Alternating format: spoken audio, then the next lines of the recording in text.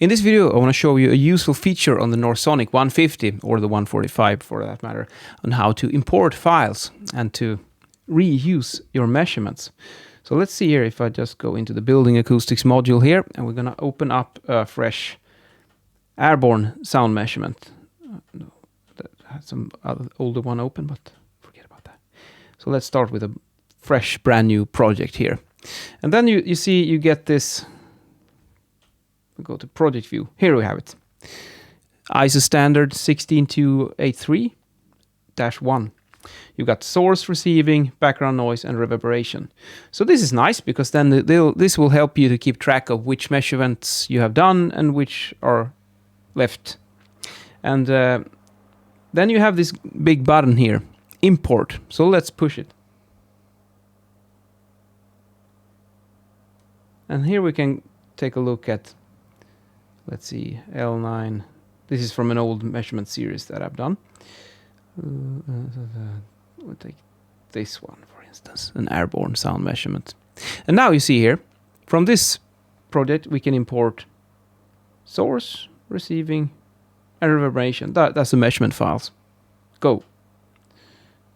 And now you see, we have the source, receiving, and reverberation. I didn't have any background noise measurements on this one, but it was a very quiet location in the countryside, so we didn't need it.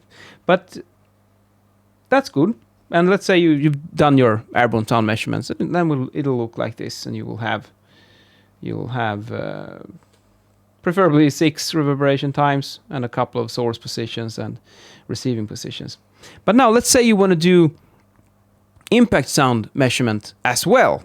Now, I know that the recommended way to do airborne sound is to measure from the bottom floor up. Whereas when you're measuring impact sound, then of course you have to measure from the top and down. And that means that you cannot really reuse the reverberation time measurement because you're going in different directions. However, if you're in a hurry, I sometimes measure in airborne sound also from the top store and down. And honestly, I haven't really seen much big difference when I have tested whether it makes a difference to go from up to down or down to up with airborne. So I think it's pretty fine to do it. But you should always check, of course. Never take my word for it. So, but let's say you want to do impact sound measurement to the same room that you've already measured the reverberation time. It takes some time to measure the reverberation twice, and that's at least I don't like to do same measurement two times, especially not in the same room, because that is a waste of time, if you ask me. So let's say we have finished our airborne sound measurement now to this room that we're in, and now we want to do the impact sound in the same room. So then we go to Setup, and we'll do Applications, and we open Building Acoustics, and this time we go for Impact Sound. I don't want to save the measurement, so forget about that.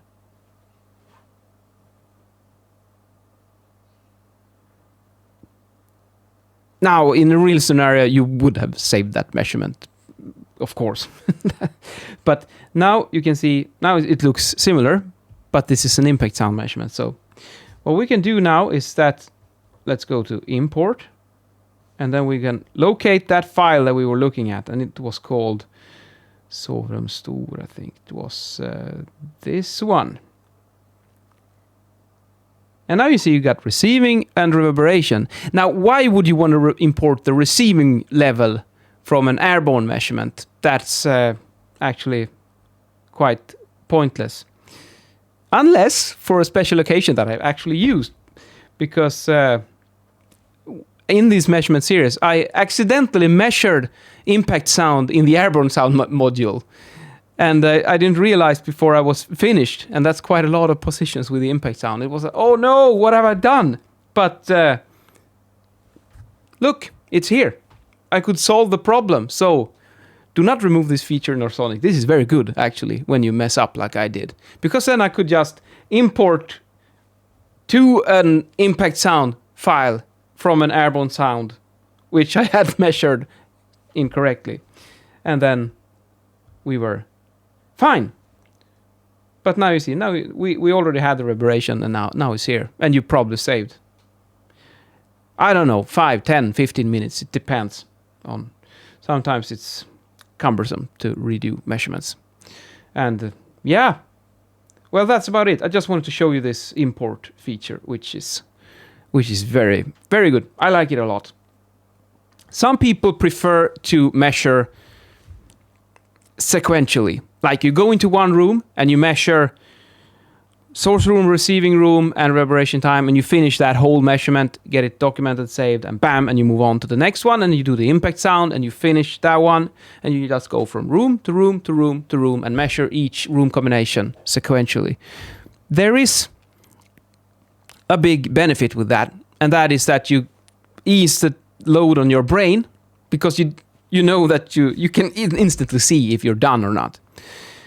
But you will have to carry more equipment back and forth. So what you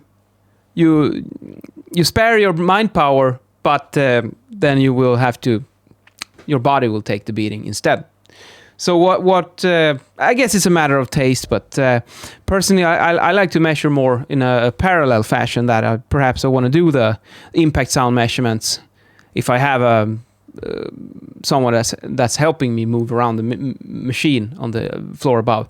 Then I can just bam go every single impact sound measurement and measure 4 apartments in a row, for instance, and then I can do the reverberation time measurements myself, and then I can do that one as another measurement series, and then when I'm done in the end, then I sit down and just piece it all together and get all my results. So that will be more taxing on the brain, but there's going to be less carrying stuff. So I save my... Maybe I'm lazy.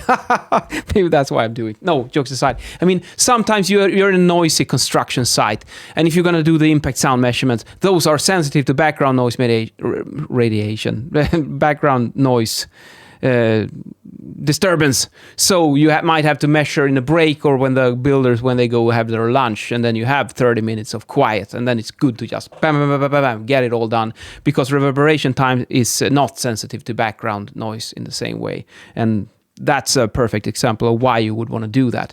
But to do that, you need that import feature, and it works perfectly now. Just remember to save your file names and name them in a good manner. So, in today's video, I want to talk about ties and what you should not do with them. When you're finished with a tie, do not leave it like this. Don't do that. It's bad for your tie. It's gonna get wrinkly and messed up. So when you're finished with your tie, you always untie it like so.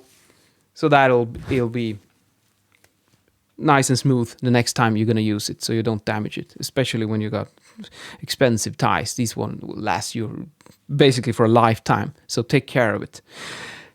And another thing that is also quite important with the tie is that if you always untie it, you will practice to do the knot, and then you will know it by heart, so you just quickly can arrange a good knot. If they're pre-tied, you'll never learn, and that's a problem. And then when I'm done with them, I usually like to store them. I just roll them up in a little roll, and then you can easily put them in a little drawer or a box or something. So that's how I do it. See ya.